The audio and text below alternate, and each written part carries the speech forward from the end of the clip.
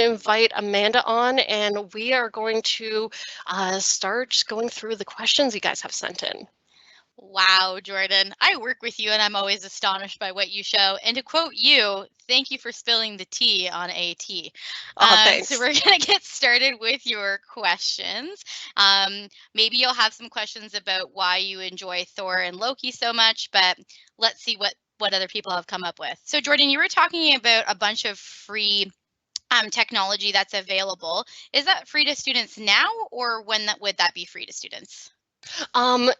Usually for most site licenses, after you have become a student of the institution you have applied to. So if you're coming to Carleton, as soon as you have your acceptance, you've set up your account, there's going to be certain technologies that you could even potentially download right away. One prime example, and a lot of institutions have this. We have a site license for the Microsoft 365 software suite. So that's Microsoft Word, that's Excel, PowerPoint, OneNote, and it is on the Carleton website that all the steps for accessing that are listed, but you can always reach out to your assistive technologist and they'll be able to kind of guide you through the process if you're not sure. Awesome. Thank you so much. So what are some of the examples of tech programs that you use to support different executive function? It varies plenty when it comes to like planning. It might be certain calendar apps, list apps, habit tracker apps like Habitica. When it comes to any difficulties with writing, dictation software, word prediction software is available.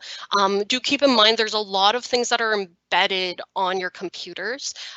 Prime example, there's embedded word prediction software on all Windows computers at this point. And last I checked, Macs also have an embedded accessibility feature for word prediction as well. Beyond that, what's another good example? Reading software for anything ranging from difficulty with reading comprehension to even like editing through papers like I mentioned in the presentation. Of course, I'm on the spot, so now I'm running out of all my links between the different technologies. There's lots of questions coming in, so that's cool. I was asked to remind you as well that students should not buy Microsoft Office when they buy a laptop, because all in capital letters post-secondary institutions provide MS Office. So I just wanted to, for free. So I just wanted to put that out there. We have a couple more minutes for some questions. This is a good one coming in about Google users, because a lot of people are encouraged to use their Gmail account for document sharing and all those other things. So do you find that Google users have a tough time getting used to OneNote and the Immersive Reader from after using Google Drive and Read and Write? Usually no. And like one thing I should mention for as I'm was brought up before, Carleton, we do have a site license for Read and Write. So if you already use that at your current school, you don't have to give that up if you come to Carleton. But overall, I find most students with the Immersive Reader and OneNote, after kind of being shown all the different features, it's usually fairly intuitive.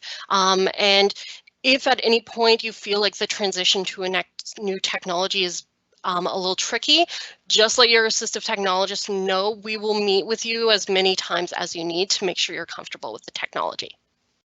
Awesome. Thank you so much. So for people who aren't sure about what the technologies they would like, is there someone they should talk to? And a bit of a follow-up there too. Let's say, for example, you're going into a program with a lot of drawing and writing. Would it be advantageous to get an iPad or a laptop? It matters what you're comfortable with. I do typically recommend go with a laptop for the most part when you're entering a program, just because for certain things such as like uploading papers you need to submit, working with various software. For example, like you might have some course specific software that's not going to work on a tablet, but will work on an actual laptop. Do keep in mind that if you decide to go with a laptop, but you don't have a laptop with a touch screen or the capability to convert to a tablet, there are usually options to explore, such as like drawing pads or ways that you can even connect your phone to like replicate the feel of having an iPad just on software on your desktop. Very cool. So you recommend kind of checking out the program's software requirements first before purchasing any type of technology. 100%. Okay. And what if I have a Chromebook? So what kind of assistive technology or software can they install on a Chromebook specifically? Let's see, specifically for Chromebook, read and write is a major one. There are a variety of different applications available.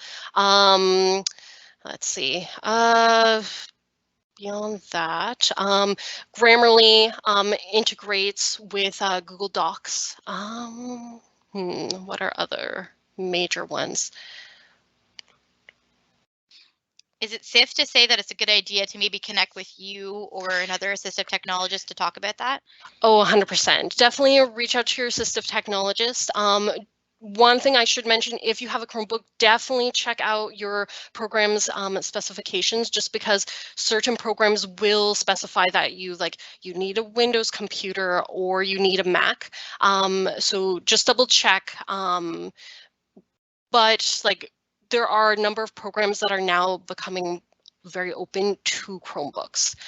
But yeah, reach out to your assistive technologist and recommendations of like what you would be able to use specifically in the context of like what you need to do for your program. They'll be able to kind of go over all that with you.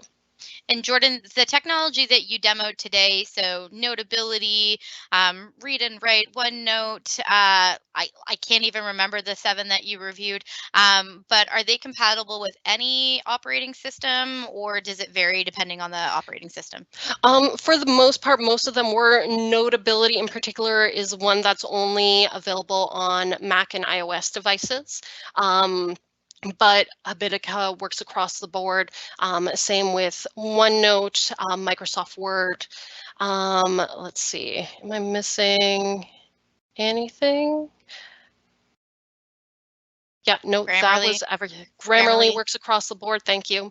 But yeah, it was only Notability. That one's very specific to the operating system.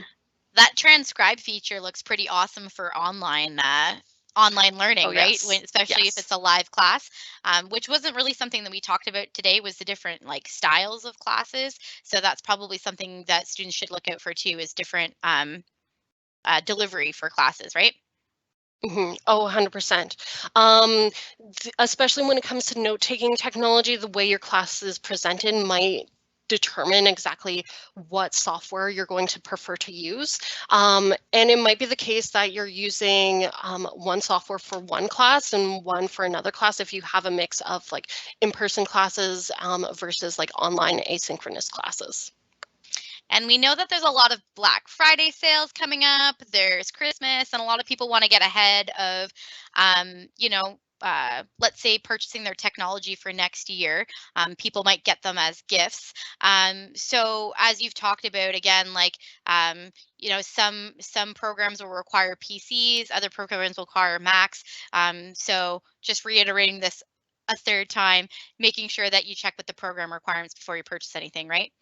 Oh yes, please, please do.